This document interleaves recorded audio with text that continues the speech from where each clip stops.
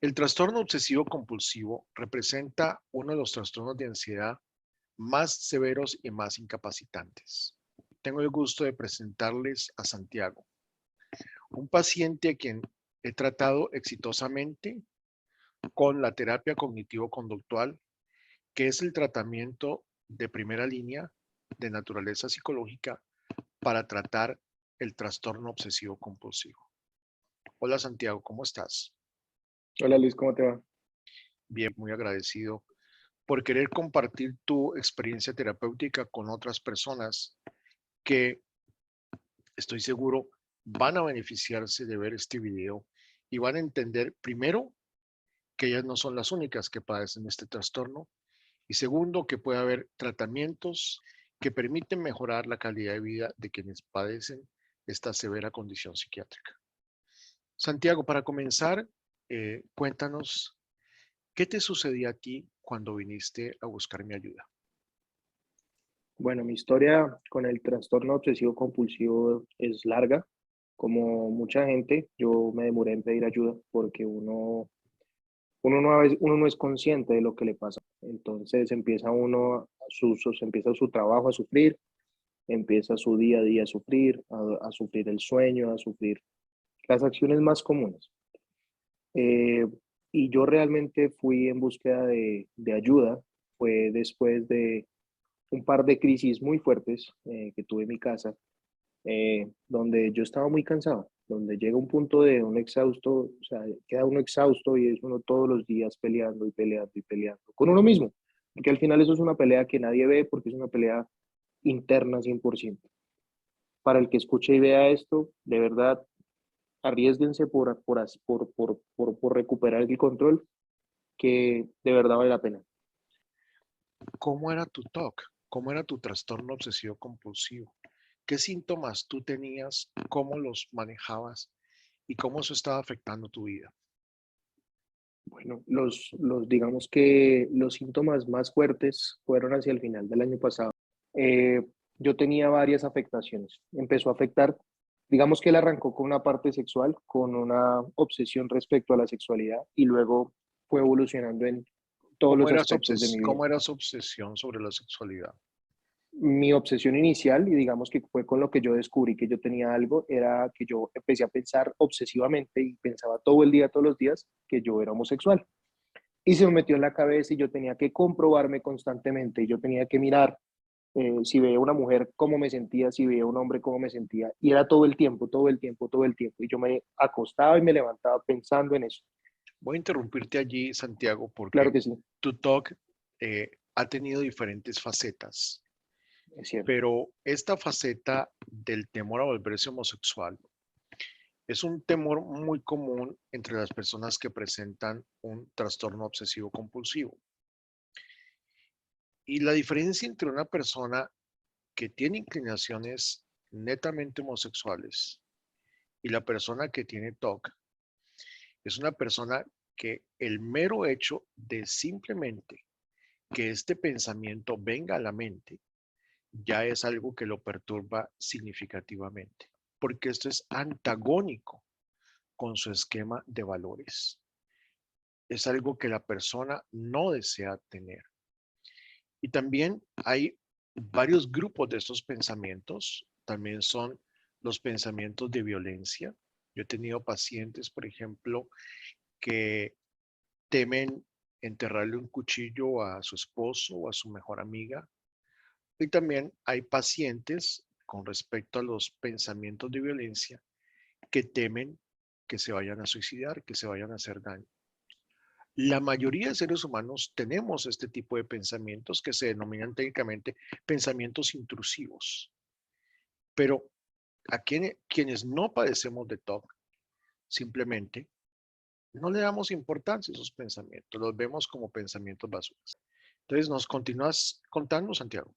Digamos que, como decía Luis, mi toque inicia de esta manera, con este tipo de obsesiones, pero luego el toque empieza como a esparcirse. Yo siempre lo veo así. Él empieza a tomar, porque él te genera, uno empieza a desarrollar actitudes frente a esos pensamientos intrusivos Entonces, a mí empezaron a desarrollar ideas también hacia la violencia con mi familia. Entonces, yo pensaba que yo, por ejemplo, estaba lavando la loza y yo estaba lavando un cuchillo y si yo pasaba con el cuchillo por detrás de la espalda de mi mamá, para guardar el cuchillo en el cajón, yo sentía que yo iba a asesinar a mi mamá. Yo sentía que yo le iba a enterrar un cuchillo a mi mamá y que lo iba a disfrutar y que lo iba, o sea, la cabeza va a 2000 por hora. Y de una, lo que yo ¿Cómo te tenía que hacer sentías? era, ¿Cómo te sentías con ese claro, pensamiento, absurdo. Santiago?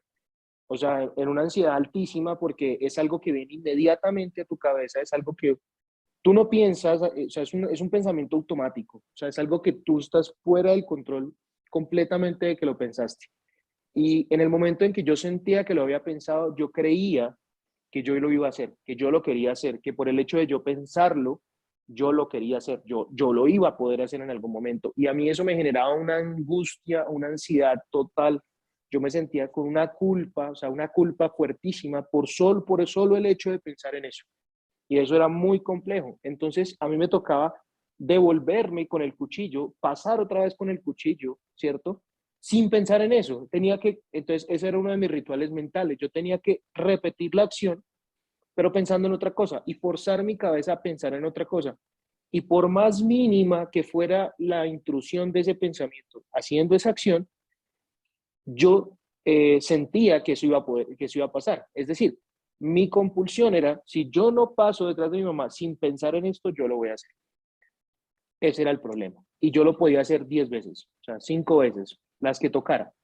Lo hacía lavando platos, lo hacía, y me podía pasar me pasó, eso es un ejemplo tangible, me pasaba con un destornillador. Yo arreglaba muchas cosas con mi papá y digamos sacamos la herramienta de la casa y entonces íbamos a hacer, y él me pasaba el destornillador o me pedía un destornillador y yo juraba que yo le iba a enterrar el destornillador a mi papá.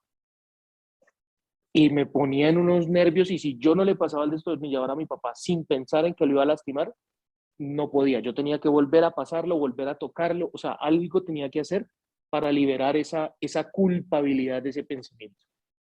Y eso se empieza a meter en varios aspectos de mi vida. Empezó a pasarme en el trabajo. Entonces, yo trabajaba mucho con Excel en mi anterior trabajo. Y, y entonces el asunto era que si yo, por ejemplo, estaba haciendo una acción en el trabajo y yo estaba pensando en algo malo, lo que fuese, para algo que uno considera malo, que realmente es un pensamiento intrusivo al final del día,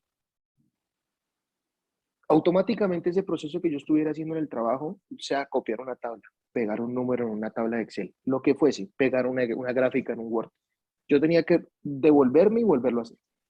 ¿Por qué? Porque si yo no hacía eso, yo sentía que yo iba a contaminar mi trabajo y que no se me iba a olvidar. Ese era, creo que otro de mis grandes problemas, como Luis lo sabe, era que yo sentía que a mí no se me iban a olvidar las cosas, que yo me iba a quedar con eso todo el día. Y efectivamente, uno le da tanta importancia que empieza eso a quedarse con uno. Y eso lo genera a uno mucha más angustia, porque es algo que tú no quieres pensar y es algo en lo que estás pensando. Tú entre más busques evitar el pensamiento, él a veces con más fuerza viene. Sí, dos conceptos. El primero Uh -huh. es con respecto a los pensamientos de violencia. ¿Cuál es la diferencia entre un criminal y un paciente con un TOC? El criminal no siente angustia por pensar que va a matar a alguien, siente placer. Por el contrario, la persona que tiene TOC jamás va a matar a alguien. El mero pensamiento de que le pase esa idea tan terrible por su cabeza a personas que tienen TOC les genera un alto nivel de ansiedad. Y obviamente, para reducir ese nivel de ansiedad, pues tiene que hacer una serie de conductas de revisar. Por ejemplo, Santiago, comentabas tú ahora cómo tú hacías ciertas conductas para asegurarte de que tú no ibas a agredir a tu mamá. Y a pesar de que tú sabías de antemano que no lo ibas a hacer, te asaltaba la duda, la incertidumbre. Y al mismo tiempo era una culpa muy grande porque esto era algo totalmente antagónico entonces, con tu esquema de principios y valores. Así es. así era. Era algo que a mí me hacía sentir mal todo el tiempo. Era algo que solo por el hecho de lo que dice Luis, solo por el hecho de yo pensarlo, era algo que a mí me generaba una culpa absurda. Y yo me sentía mal, yo me podía sentir mal 2 y 3 días seguidos por un solo pensamiento. Seguimos con el ejemplo de mi mamá. Yo podía pasar detrás de ella y listo, ¡pum! Lo logré de una. O sea, pasé detrás de ella con el cuchillo y sin pensar en eso. Perfecto. Y sentía uno siente inmediatamente ese alivio de la ansiedad. Es inmediato, o sea, es una cosa inmediata. Pero uno se cambia de cuarto, o sea, se va uno a hacer cualquier otra cosa y te va a abordar otro pensamiento intrusivo que va a ser igual de perturbador o si no más. Y siempre ellos van como creciendo. Siempre se van volviendo un poquito más perturbantes, un poquito más complicados. Y Inmediatamente tú sabes que lo que tienes que hacer algo para poderlo calmar. Entonces el ritual no sirve sino para los 5 segundos instantáneos a después de terminarlo que logras calmar esa ansiedad. Eh, Así que hacerlos es simplemente alimentar el problema que ya tiene uno. la descripción que tú acabas de dar, Santiago, es muy, muy elocuente. Y justamente no funciona porque te impide aprender que el tener ese pensamiento no necesariamente implica que eso va a pasar. El ritual es lo peor, es lo que mantiene el TOC, el hecho de que tú ejecutes rituales. Y los rituales pueden ser de tipo motor, o sea, externo, como el que tú O de la acabas de cabeza. describir, o mental. Cuéntanos de tus rituales mentales. Tú hacías también algún tipo de ritual mental. De todo. O sea, yo creo que yo llegué a un punto de mi vida donde yo hacía rituales mentales y físicos simultáneamente. Entonces, no sé, un ejemplo muy sencillo. Eh, yo tenía un miedo absoluto a los espejos en su momento. ¿Y por qué? Por historias, cuentos, vainas que le van contando a uno y simplemente como que se quedan. Y yo tenía un problema con un espejo que había al lado de mi cuarto. Entonces, en el trayecto de mi cuarto al baño había un espejo y yo no podía pasar por ese espejo pensando en algo malo. Yo tenía que pasar no podía pasar mirando al espejo. O sea, si yo miraba al espejo directamente, era gravísimo. Me tocaba devolverme y pasar otra vez por el espejo sin mirar el espejo. O sea, yo sabía que estaba aquí como en la periférica, pero yo tenía que tener los ojos enfocados hacia otro lado. Y simultáneamente yo tenía que estar pensando en algo completamente bueno. Yo no podía estar pensando en ninguno de esos pensamientos intrusivos. Entonces eran simultáneos. Yo llegué a un punto donde era simultáneo. Yo tenía que pensar y al mismo tiempo pasar. O sea, era un desgaste mental absoluto. Y estamos hablando del baño de mi baño. O sea, para ir al baño era un problema. Entonces empecé a cogerle pereza ir al baño. Entonces hubo una época donde me bañaba muy tarde en el día o no me bañaba de noche. ¿Por qué? Por simple pereza de tener que luchar con eso. Por evitar luchar con eso. Que esa evitación tampoco funciona. Cuando tú evitas ciertas situaciones, las haces para que los pensamientos no vengan, para que las obsesiones no te perturben. Y en la medida Exacto. en que evitas eso, pues simplemente continúa reforzando ese aprendizaje de que si yo llego a tener el pensamiento, significa que yo voy a ejecutar la acción a la cual ese pensamiento está ligada.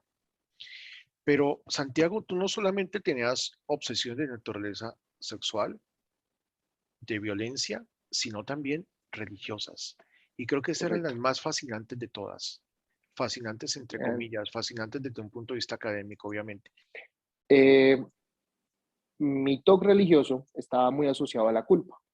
Yo crecí, claramente como mucha gente en este país, en un hogar católico, mi colegio es católico, y digamos que desde muy pequeño, digamos que se creó en mí un concepto de culpa asociado a que si no actúo de una manera perfecta, si no actúo, si no pienso, actúo, hago las cosas de manera perfecta, estoy de alguna u otra manera ofendiendo a Dios.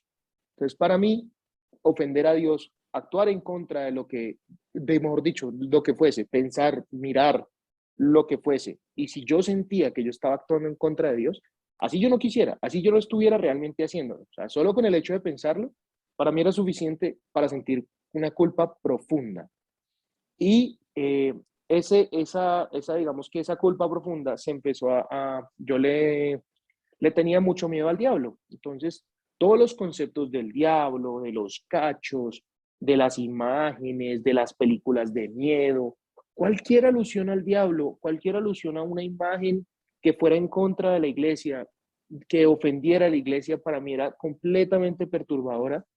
Yo, por ejemplo, si yo veía algo en el celular, o sea, una de mis compulsiones respecto a la religión era si yo veía algo malo en el celular, y no sé, que a veces uno en Instagram le aparece cualquier pendejada, yo inmediatamente tenía la obligación de limpiar mi teléfono, con lo que fuese, con alcohol, con jabón, yo lo podía limpiar, luego me tenía que lavar las manos.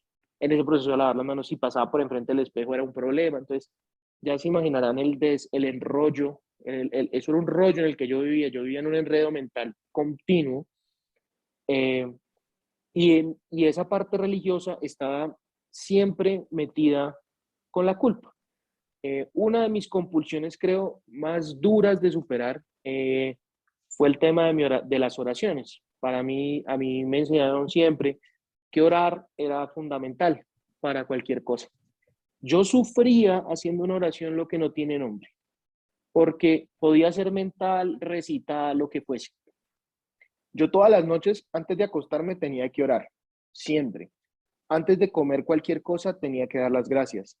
Y si en esa oración, mejor dicho, si yo estaba rezando un Padre Nuestro en mi cabeza mentalmente, se metía cualquier pensamiento intrusivo, cualquier cosa, yo sentía automáticamente que se me ensuciaba la oración y yo tenía que volver a empezar. Eso era horrible. Pues yo podía orar haciendo una oración 30 minutos, una hora, y era horrible. Entonces también empecé a asociar números, los famosos números del diablo, el famoso 666, el famoso 616. Empecé a asociar números y entonces se me empezaron a juntar las cosas con los números. Entonces, digamos, si yo hacía una acción 3 veces, pues 3 es la mitad del 6, entonces para mí era horrible. Si yo la hacía 6 veces, no, gravísimo, yo no podía usar el 6 para nada en mi vida. Si yo me encontraba el triple 6 en un archivo de Excel trabajando, no, eso era un problema. Me tocaba abrirlo, reabrirlo, darle clic 20 veces, darle clic sin mirar el triple 6. Bueno, infinidad de cosas infinidad de compulsiones que yo empecé a desarrollar con eso. Y fue, creo yo, la que más me complicó a mí la vida, porque yo trabajaba con números, o sea, yo soy ingeniero y yo trabajaba con números todo el día, todos los días, y empezó a complicarme harto el trabajo, harto el trabajo. Yo tenía que darme la bendición, tenía otra compulsión de darme la bendición cada vez que sentía o pensaba algo malo. Entonces, cada vez si venía un pensamiento intrusivo, me tenía que dar la bendición. Eso era horrible, era inmanejable. Llegó un punto donde me tenía que dar la bendición casi todo el tiempo. Y digamos que estas compulsiones iban como rotando en mi vida. Entonces, en una época tenía una, luego tenía otra, porque al final del día lo que le da fuerza a la compulsión es cuando la estás haciendo. Entonces yo lo hacía y entre más la hacía, más fuerza cogía y más fuerza cogía y más fuerza cogía. Y creo que fue mi batalla más grande de todas, fue la parte religiosa. ¿Por qué no nos cuentas ahora sí el tratamiento psicológico en qué consistió? Es importante Claro que sí. señalar que concomitantemente al tratamiento psicológico tú estabas con Medicado. medicación psiquiátrica para el TOC. Es importante señalar que en muchas ocasiones utilizamos una combinación de tratamiento farmacológico y tratamiento psicológico. Eso no hay ninguna contraindicación y si en ese orden de ideas no es prudente descontinuar la medicación para iniciar el tratamiento, sino que lo que hacemos más bien es descontinuar el tratamiento farmacológico de manera gradual y con supervisión psiquiátrica a partir de que el paciente ya tiene una serie de estrategias psicológicas que le permitan manejar más adecuadamente su TOC. Entonces quisiera, Santiago, que le contaras a nuestros televidentes en qué consistió el tratamiento. Claro que sí. Yo cuando inicié el tratamiento, arranqué con otro medicamento, arranqué con Zoloft. Primero, no, antes, yo, el primer psiquiatra con el que fui, arranqué con Ipran. Entonces, dentro del rango farmacológico hay muchos medicamentos, hay varios, no hay muchos, perdón, y hay que ensayar. A lo que a mí me decía Sonia es, hay que ensayar y hay que creer y hay que esperar un tiempo porque todos esos medicamentos se demoran un tiempo en hacer efecto. Eh, y digamos que el medicamento no funcionó. ¿Por qué no funcionó? Porque me dio una reacción alérgica, no estaba sintiendo mayor colaboración, la ansiedad era muy alta todavía.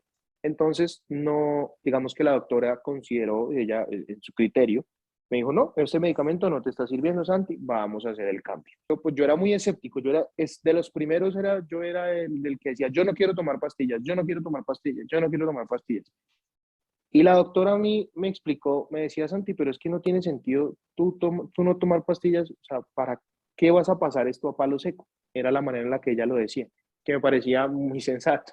Me decía lo mismo, una persona se rompió un brazo y le dan morfina. ¿Para qué? Pues para ayudarle. Es lo mismo con los medicamentos, con estos medicamentos psiquiátricos. Cuéntanos entonces Y ahora, con el, Santiago, ¿cómo fue el sí, tratamiento psicológico? O sea, para que vamos un listo. poquito más Entonces, rápido. claro que sí. Ya después de yo estar medicado, la doctora encuentra la dosis que funcionaba, y eso es a través, eso tomó más o menos un mes y medio como para terminar la parte farmacológica. Y luego empiezo yo con Luis. Con Luis lo que inicialmente hacemos, él siempre empieza él pregunta mucho, entonces él me preguntó por todo. Entonces fueron varias sesiones donde él empieza como a sacar pistas de qué es lo que está pasando contigo.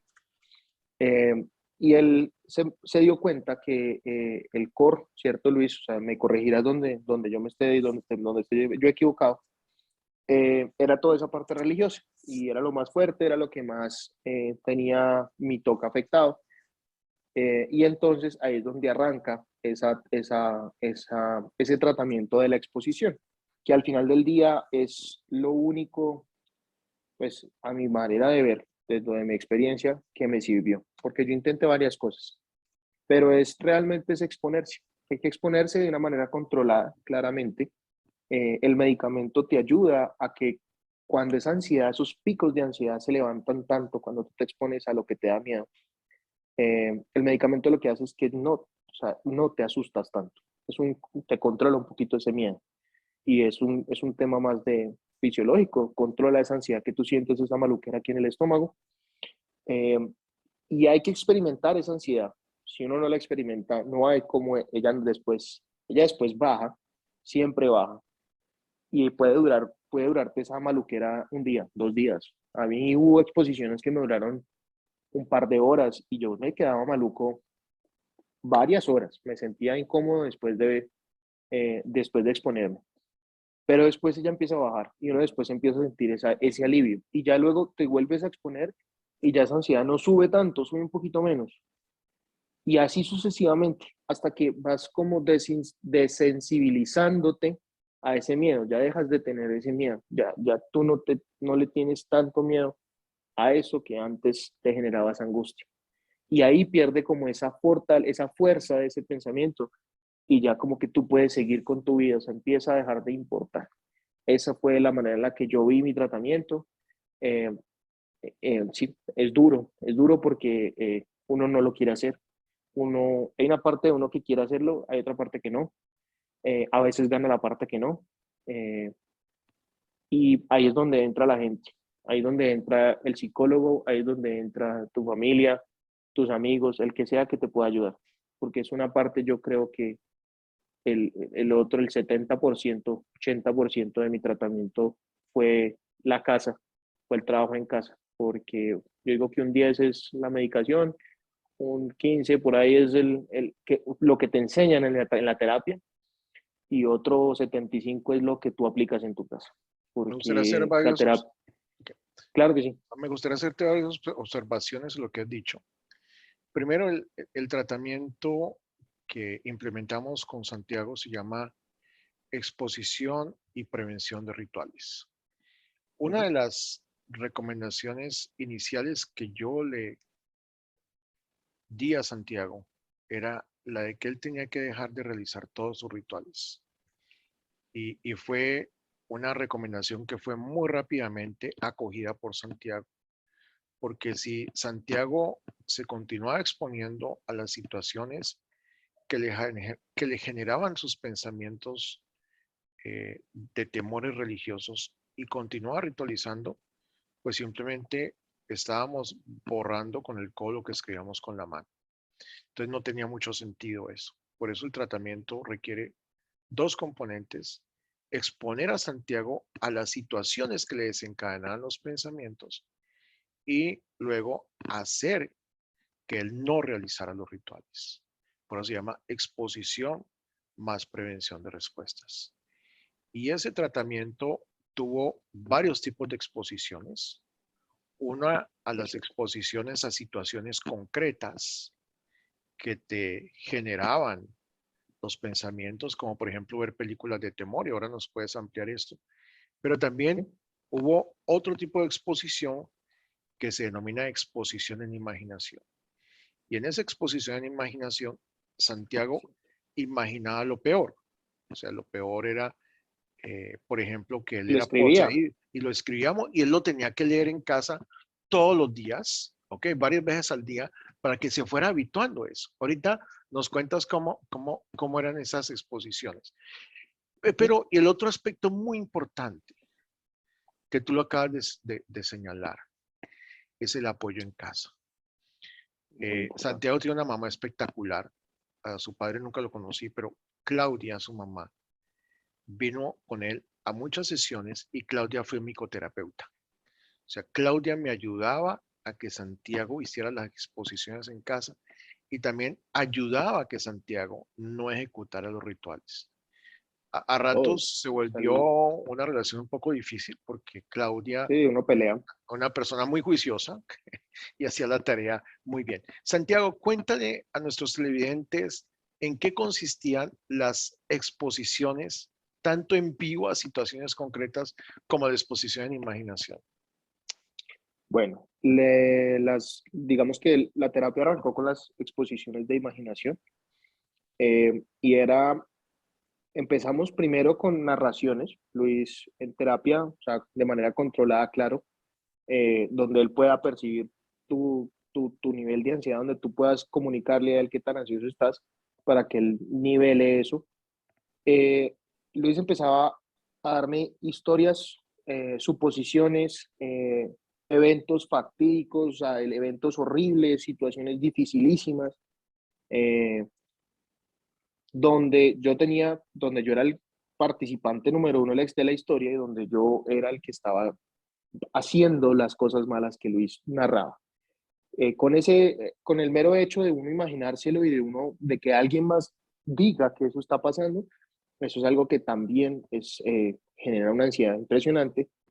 Y lo hacíamos repetidas veces en el ¿Recuerdas una, consultorio. Santiago? ¿Recuerdas una específica? Sí, Dale. sí, bueno, entonces digamos que esto después de narración, entonces también lo hicimos, él me grabó un par de notas de voz en el celular que yo repetía y escuchaba en mi casa y lo hicimos también de manera escrita. Entonces, él a mí me dio un cuaderno y en el cuaderno yo tenía que escribir esas historias y nos las imaginábamos entre los dos, entre más maluca y entre más fea, entre más horrible, mejor, porque más ansiedad genera. Y yo escribía esas historias y el hecho de escribirlas era algo duro. Y no sé, un ejemplo muy tangible, creo que la que más usé fue de que el diablo se apoderaba de mí. El diablo se apoderaba de mí por hacer X o Y cosa, pensaba en algo y por eso el diablo se apoderaba de mí.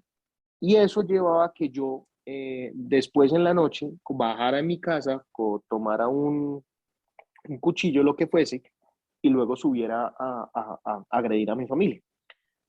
A apuñalar a mis papás, a matar a mi hermana, o sea, N cosas. Luego donde mis abuelos, mejor dicho, después de todo y hasta pisaba gente con el carro porque eso era otra vaina que me generaba mi miedo.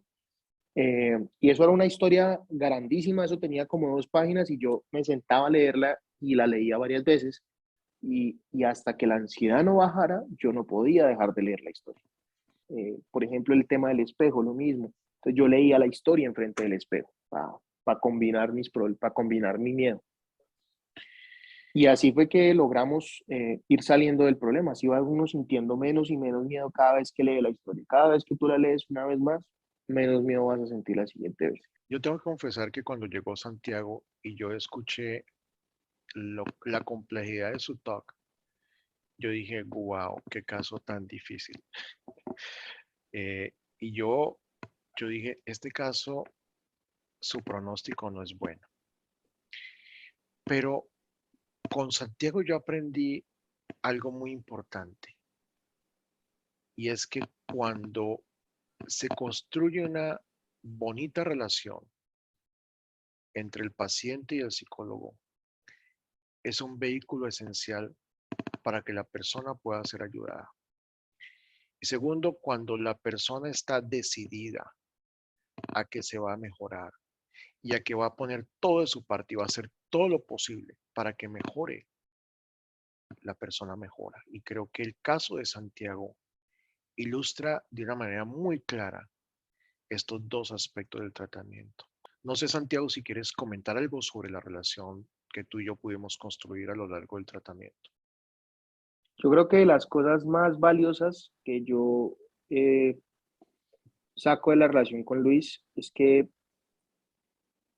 primero, antes que nada, es una persona que entiende, porque no es fácil explicar un TOC. Yo creo que la gente cree que eso es una, o sea, a veces uno mismo dice, eso es pendejada, eso es absurdo, eso no tiene sentido. Claro, y uno es completamente consciente. El asunto es que tú seas consciente de eso no hace que uno sienta menos angustia. Y yo creo que Luis fue la primera persona que realmente me entendió. Y eso para mí fue lo más valioso iniciando. Luego, Luis es un terapeuta que no te hace terapia solo en la hora de terapia. Él está pendiente de ti varias Intenso, durante el día. intenso. Sí, y manda mensajes y te pone cosas complicadas y tú estás chateando con él y cualquier cosa y te va a mandar un mensaje que te va a generar o sea, inconformidad total, pero cuando uno está en eso, uno dice, pues madre, pero ¿para qué me manda este mensaje? Yo me iba a hacer la terapia, yo iba a ir mañana a la terapia a paso maluco. El esquema es que uno tiene que aprender a pasar maluco todo el tiempo.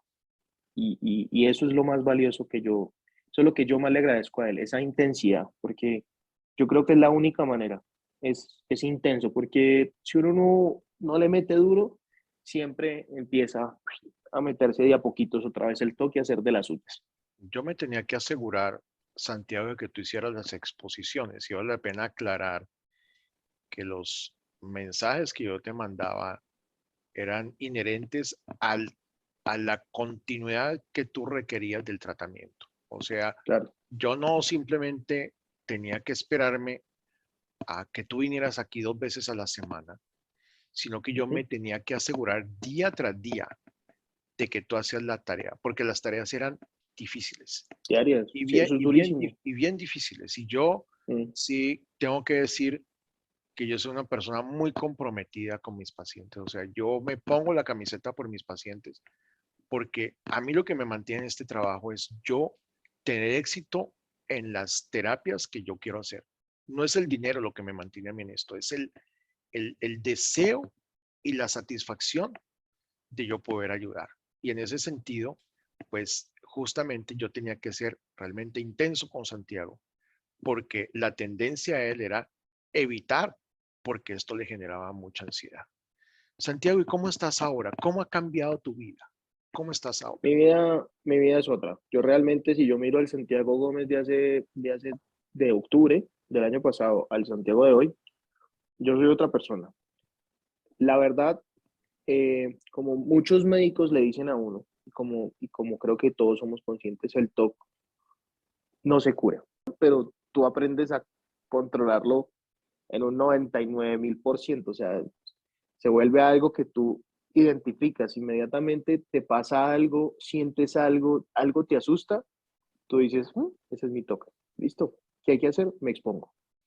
Me está dando algo, listo, camine. Dos, y se vuelven exposiciones rápidas. Lo haces una vez, dos veces y se acabó el problema. Y aprendes a manejarlo todo el tiempo. Entonces, ¿por qué? Porque el pensamiento intrusivo siempre va a encontrar un pedacito y vuelve y te molesta. Cada vez que viene algún pensamiento, soy consciente de ellos. Los veo, los identifico, sé a qué vienen, sé cómo vienen a molestarme y sé cómo deshacerme de ellos. Entonces ya no me generan a mí, no me impiden hacer nada en mi vida. Antes me impedían hacer mi vida, antes me impedían ir al baño, me impedían vestirme, me impedían bañarme. Ahorita nada me impide a mí hacer mis cosas.